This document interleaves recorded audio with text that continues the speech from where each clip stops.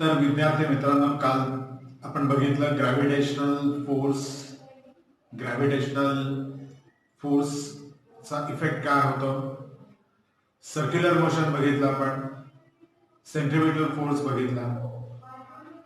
आता तीन Kepler's law बघितले आणि आता ह्या तीन केप्लर्स लॉचा उपयोग करून न्यूटनने ग्रॅव्हिटेशनल फोर्स विषयी अभ्यास केला आणि त्याच्या संदर्भात काही त्यांनी लॉस आपले मांडले. आता आपल्याला बघूया न्यूटन्स ग्रॅव्हिटेशनल लॉ काय आहे. तो सायंटिफिकली ओळखला जातो Newton's universal law of gravitation. Universal का म्हटलं जातं त्याला?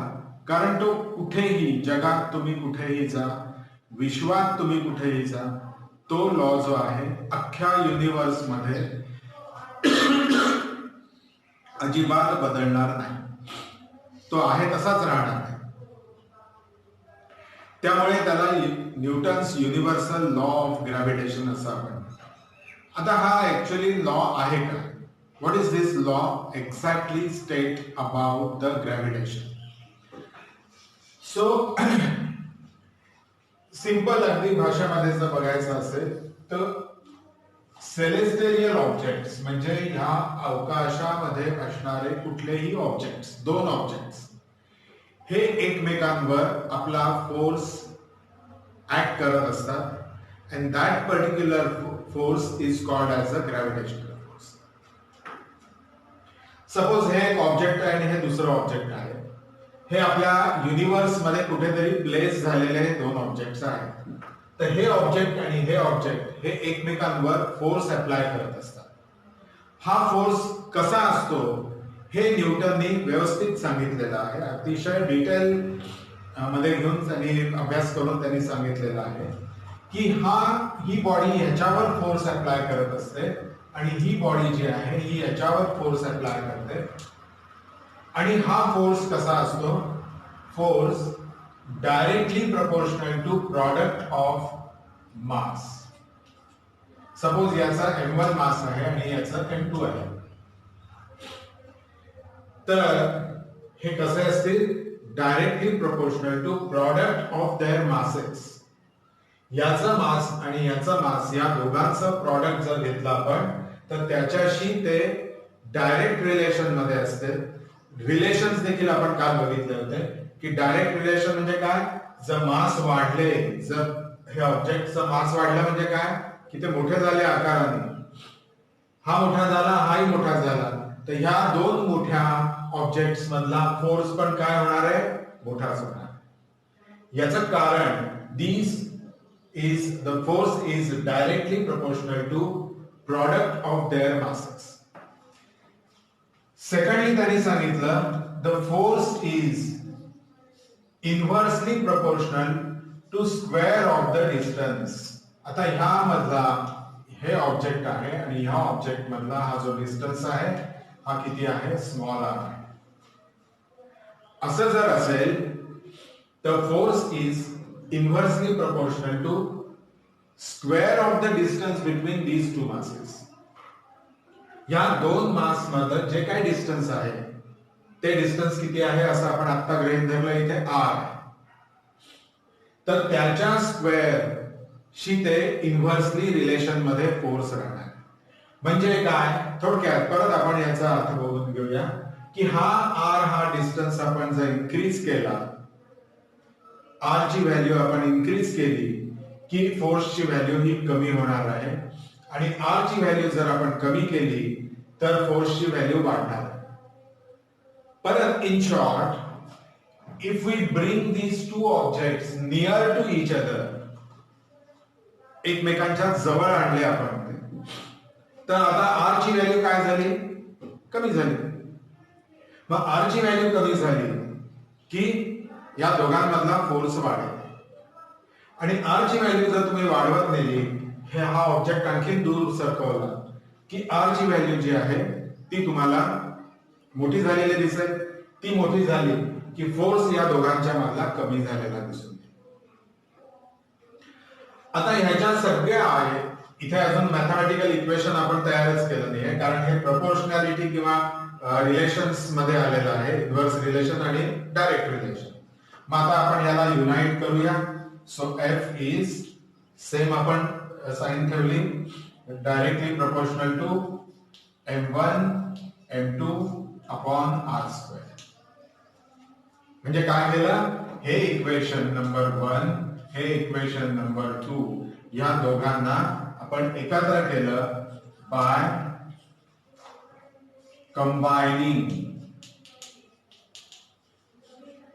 Equation 1 and 2. दोघांचं कॉम्बिनेशन केलं, दोघांना कंबाईन केलं आणि कंबाईन करून आपल्याला हे इक्वेशन मिळालं.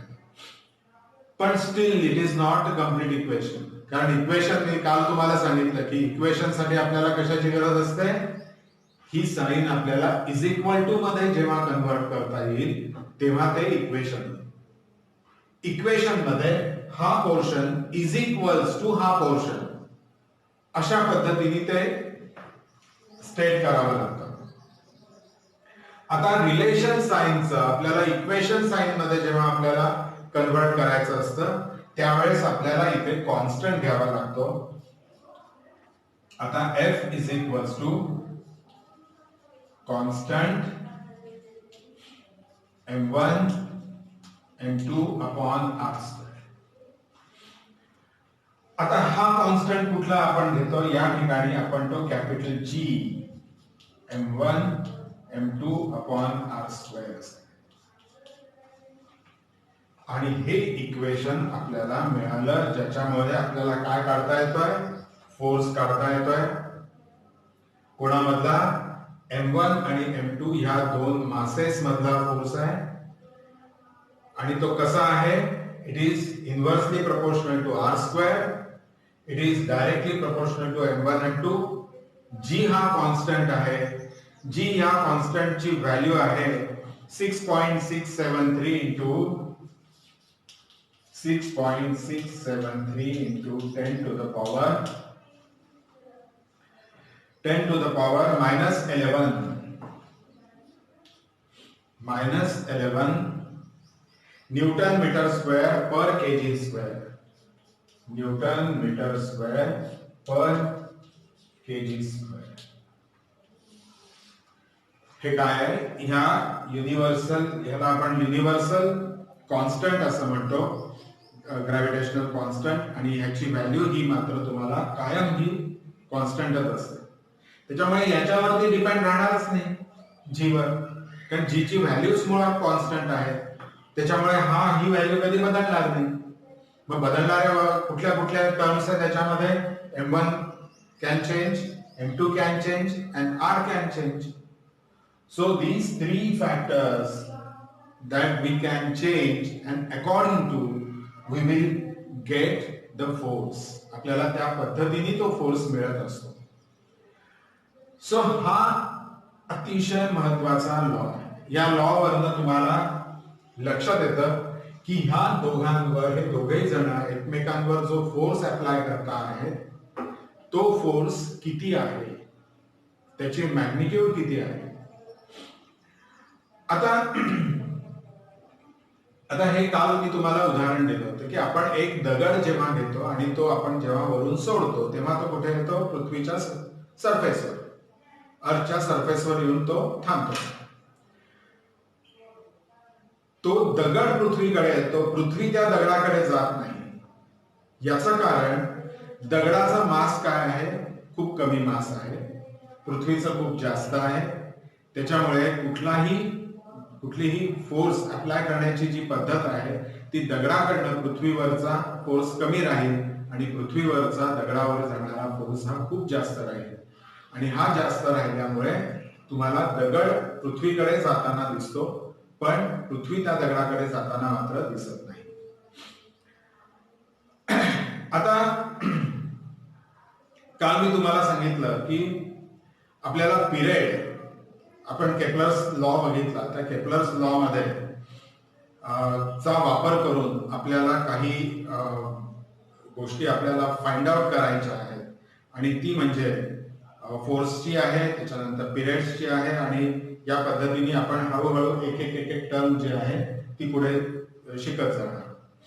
आता बेसिकली कुठलाही सर्क्युलर मोशन जे आहे हे सर्क्युलर मोशन आहे. इथे आपली अर्थ आहे आणि इथे मून आहे, किंवा इथे ठीक आहे आपण इथे अर्थ आहे आणि हे एक कुठलं तरी आर्टिफिशियल सॅटेलाइट आहे असं आपण गृहीत धरूया की जे आपल्या अर्थ भोवती रोटेट होत आहे. आता ही सर्क्युलर मोशन आहे, त्याच्यामुळे फोर्स कुठे राहणार आहे, या डायरेक्शन मध्ये. या फोर्सला आपण काय म्हणतो, it is a centripetal force. Centripetal force means what, centre seeking force.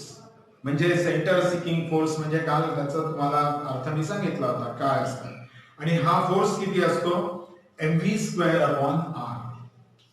So centripetal force is equals to mv square upon r.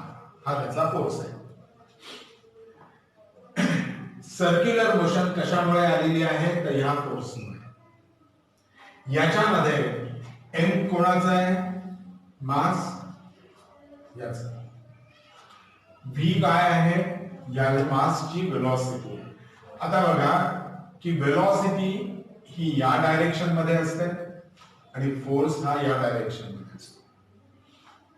Always समजा हा सॅटेलाइट इथे गेला तर इथे तुम्हाला वेलोसिटी या डायरेक्शन मध्ये येईल आणि फोर्स मात्र खालच्या डायरेक्शन.